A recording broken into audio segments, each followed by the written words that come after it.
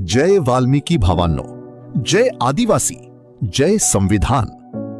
आज आपण एका अत्यंत महत्त्वाच्या विषयावर समाजासमोर सत्य मांडत आहोत। दिनांक 8 ऑगस्ट 1996 रोजी महाराष्ट्र शासनाने एक अत्यंत महत्त्वाचे शुद्धीपत्रक काढले होते।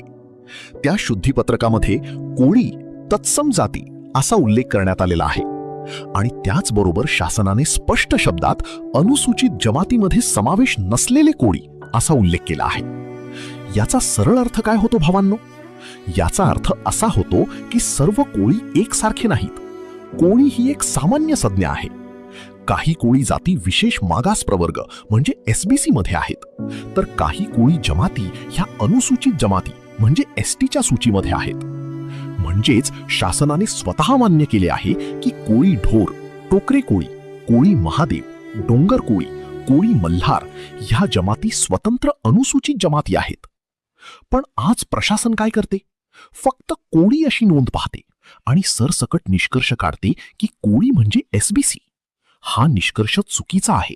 हा शासनाच्या 8 ऑगस्ट 1996च्या शुद्धीपत्रकाच्या विरोधात आहे आणि हा संविधानाच्या भावनेच्या विरोधात आहे। यामुळे हजारो विद्यार्थ्यांचे शिक्षण थांबले, नोकऱ्या गेल्या, वैधता प्रमाणपत्रे नाकारली गेली आणि अनेक समाज बांधवांना अधिसंख्य पदावर टाकण्यात आले। आज आमची मागणी स्पष्ट आहे।